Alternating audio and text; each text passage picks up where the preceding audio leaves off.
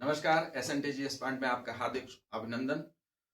अब हम जो पेपर था जिसका मैक्रो इकोनॉमिक्स का हम लोग पेपर सेट किए थे, वही पेपर है जिसका इंडियन इकोनॉमिक्स यानी डेवलपमेंट ऑफ इंडियन इकोनॉमिक्स यानी भारतीय आर्थिक विकास का 10 प्रश्नों को हल करेंगे, जिसमें पार्ट 1 में 5 और पार्ट 2 में 5 प्रश्नों को करेंगे। तो आइए हम करते हैं। पहला प्रश्न है, डैश को कृषि उत्पाद से विविधीकरण के वैकल्पिक स्रोत के रूप में वर्गीकृत किया जा सकता है। ऑप्शन है हरित क्रांति, बी ऑप्शन है बागवानी, सी ऑप्शन है जैविक कृषि और डी ऑप्शन है परंपरागत कृषि। इसका इंग्लिश वर्जन है, dash can be classified as one of the alternative source of diversification from form output, green revolution, horticulture, organic farming या कन्वेंशनल फार्मिंग। तो इसका सही जवाब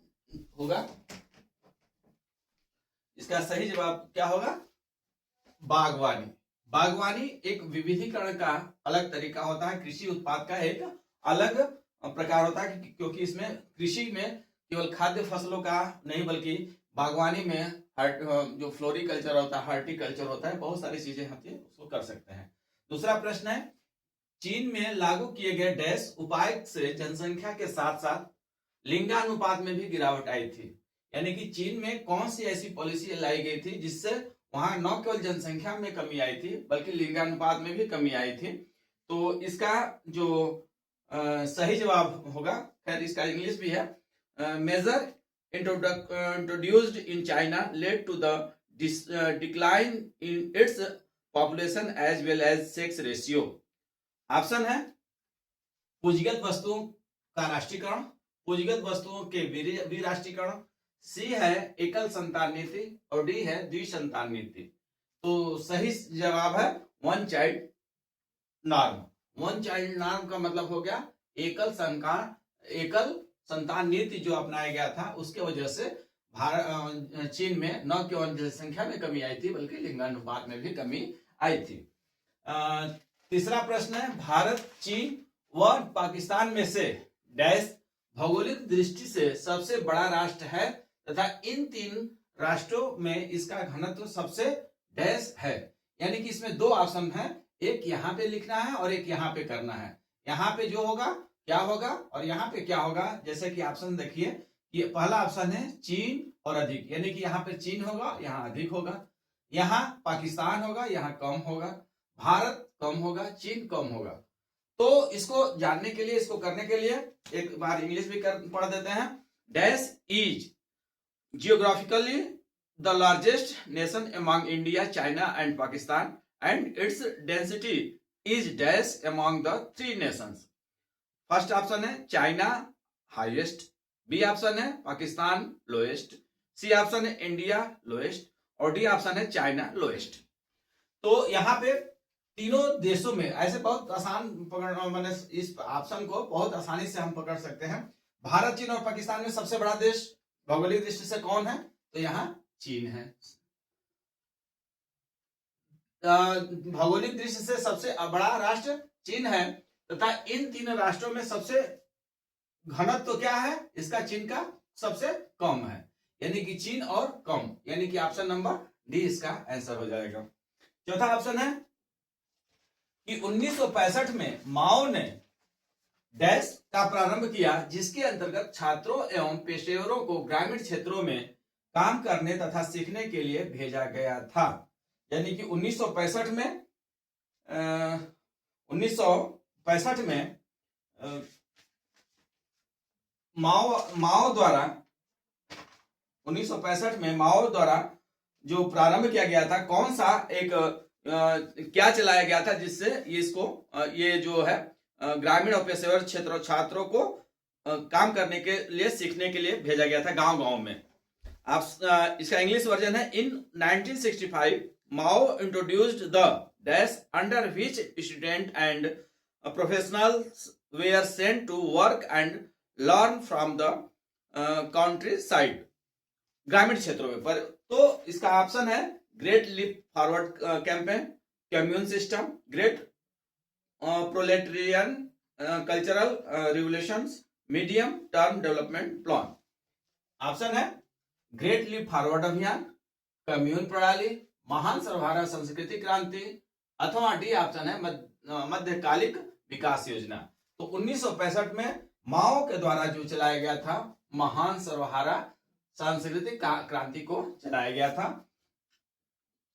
पांचवा क्वेश्चन है 1978 में चीन में प्रारंभ किए गए आर्थिक सुधारों के अंतर्गत विदेशी निवेशकों को आकर्षित करने के लिए किस चीज की स्थापना की गई थी। यहाँ पे डैश है, यानी किस चीज की स्थापना की गई थी। प्रेषण क्षेत्रों का, भूमि क्षेत्रों का, विशेष कम्यून क्षेत्रों का, या विशेष आर्थिक क्षेत्रों का। तो इसका सही जवाब होगा विशेष आर्थिक क्षेत्रों का, जिसको हम कहते हैं स्पेशल इकोनॉमिक जोन कहते हैं। इस प्रकार से ये 5 प्रश्नों का एक हम वीडियो बनाए हैं। सेकेंड 5 प्रश्नों के लिए पार्ट 2 में हम वीडियो बनाएंगे। धन्यवाद। नमस्कार।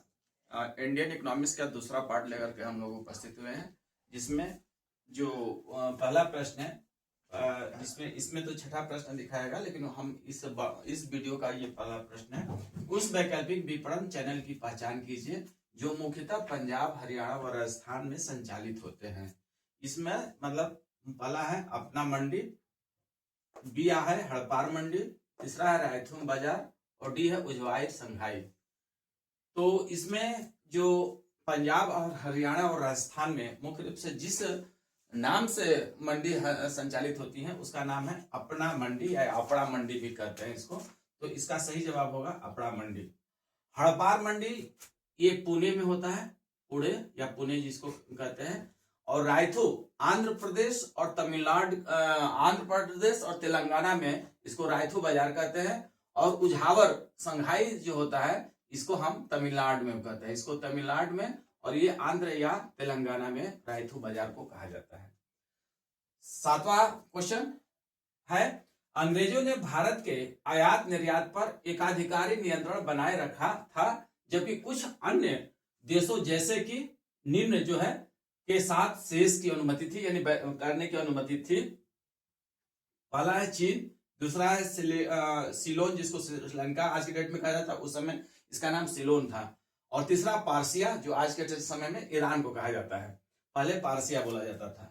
तो इसका ये कूट दिया है, इसमें से एक विकल्प अब छाड़ना है कि केवल चीन है या केवल सेकेंड और फर्स्ट एंड सेकेंड है। सी ऑप्शन है सेकेंड एंड थर्ड है, और डी ऑप्शन है फर्स्ट, सेकेंड और थर्ड। तो आधा से अधिक व्यापार इंग्लैंड के साथ होता था, लेकिन इसके साथ ये चीन, श्रीलंका और ईरान, इन तीनों से ही भारत को व्यापार करने की अनुमति दी गई थी। तो इसका सही ऑप्शन हो जाएगा डी। 8वां प्रश्न है निम्नलिखित में से सही कथन का पहचान कीजिए। सही कथन पहचानना है। पहला ऑप्शन है स्वतंत्रता उपरांत भारत में समाजवादी अर्थव्यवस्था अपनाई गई थी। ये गलत है। स्वतंत्रता के बाद समाजवादी अर्थव्यवस्था न अपना करके क्या अपनाई गई थी? मिश्रितवादी अर्थव्यवस्था अपनाई गई थी, मिश्रितवादी अर्थव्यवस्था। दूसरा है भारतीय आर्थिक नियोजन को पंचवर्षीय योजना के माध्यम से लागू किया गया था। ये सही है। बी जो हमारा पंचवर्षीय योजना है आर्थिक योजना का प्रमुख कारण था। सी देख लेते हैं, वैसे तो आंसर बी हो गया। भारत सरकार द्वारा औद्योगिक क्षेत्रों के अंतर्गत भूमि सुधार नहीं लाया जा सकता, क्योंकि औद्योगिक क्षेत्रों के अंतर्गत भूमि सुधार का कोई मतलब नहीं है, तो ये गलत ही हो गया। भारत में जीडीपी में गिरावट के लिए औद्योगिक क्षेत्रों में नीतिगत पहल जिम्मेदार था। नहीं, औद्योगिक क्षेत्र में नीतिगत नहीं बल्कि कृषि जो व्यवस्था थी वो इसके जिम्मेदार थे। अब 9वें प्रश्न को हम देखें तो निम्नलिखित कथनों का ध्यानपूर्वक अध्ययन कीजिए। कथन 1 है, कथन 2 है। कथन वाला प्रश्न है तो कथन 1 में लिखा है कि औपनिवेशिक सरकार द्वारा भारतीय कृषि का व्यवसायीकरण बलपूर्वक या दमनकारी रूप में प्रारंभ किया गया था। कथन 2 है खाद्य फसलों के उत्पादन को लागू करने के पीछे अंग्रेजों के दोहरे उद्देश्य थे। सही विकल्प का चयन कीजिए। कथन 1 सत्य और कथन 2 असत्य। कथन 1 असत्य, कथन 2 सत्य। कथन 1 और 2 दोनों सत्य, कथन 1 और 2 दोनों असत्य हैं। इसमें इंग्लिश में देखें तो read the following statement carefully. Statement first है the commercialisation of Indian agriculture was successively introduced by the colonial government. State 2 है Britishers had to food motive behind the enforcement of food crops production. In the light of the given statement choose the correct alternative from the following. इसमें statement first second वाला है। अब ध्यान से देखिए इसको, तो इसमें लिखा है कि औपनिवेशिक सरकार द्वारा भारतीय कृषि का व्यवसायीकरण, जो व्यवसायीकरण किया गया था, यानी कि जो इसमें जूट कपास इत्यादि की खेती करने की बात की गई थी, वह बलपूर्वक किया गया था। ये बात तो सत्य है, क्योंकि अंग्रेजों ने जबरदस्ती किसानों को मजबूर किए अपने व्यवसाय के उद्देश्य से इस कार्य को करने के लिए। तो पहला तो सत्य है, कथन एक सत्य है। कथन दो, खाद्य फसलों के उत्पादन को लागू करने के पीछे अंग्रेजों के दोहरे उद्देश्य थे। अगर हम कहें तो कथन जो दो है वह खाद्य फसलों के संदर्भ में कुछ उनका कोई विशेष उद्देश्य नहीं था। खाद्य फसल का उत्पादन नहीं करते थे, बल्कि वो ऐसे फसलों का उत्पादन करना चाहते थे जिसका व्यवसायीकरण किया जाए। तो इस प्रकार से ये वाला जो टॉपिक है खाद्य फसलों के उत्पादन के संदर्भ में, ये कथन असत्य है। इस प्रकार से कथन एक सत्य और कथन दो असत्य है, ये ऑप्शन होगा। दूसरा प्रश्न है, निम्न कथनों को पढ़कर सही विकल्प का चयन कीजिए। अभिकथन है, असर्शन है, मानव पूंजी का बाजार में व्यापार नहीं किया जा सकता है, जबकि इसकी सेवाओं का व्यापार नहीं हो सकता है। कारण है, मानव पूंजी अमूर्त प्रकृति की होती है। एक दिन हम पेपर में बार बार कहते हैं कि इस टाइप के प्रश्न जिसमें अभिकथन और कारण आता है, यह थोड़ा सा कठिन हो जाता है। क्यों? क्योंकि इसमें न केवल दोनों प्रश्नों को समझना होता है, बल्कि यह देखना होता है कि क्या अभिकथन का व्याख्या कारण द्वारा किया जा रहा है कि नहीं किया जा रहा है। तो यहां अगर हम इंग्लिश में देखें इसको, तो इंग्लिश का दिया हुआ है कि read the following statement, assertions A and reason or choose the correct alternative given below। assertion है, human capital cannot be traded in the market where is its service can be traded। Reason क्या है? Human capital is intangible in nature. Intangible मतलब अदृश्य, जो अमूर्त होता है, अदृश्य होता है, नॉन विजुअल होता है, वह होता है क्योंकि मानव पूंजी की जो सेवाएं हैं वह हम देख नहीं सकते हैं।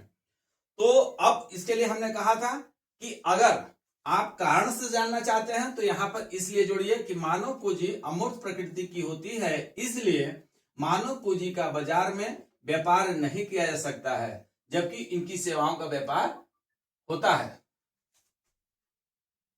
नहीं लिखना है, व्यापार होता है, हो सकता है।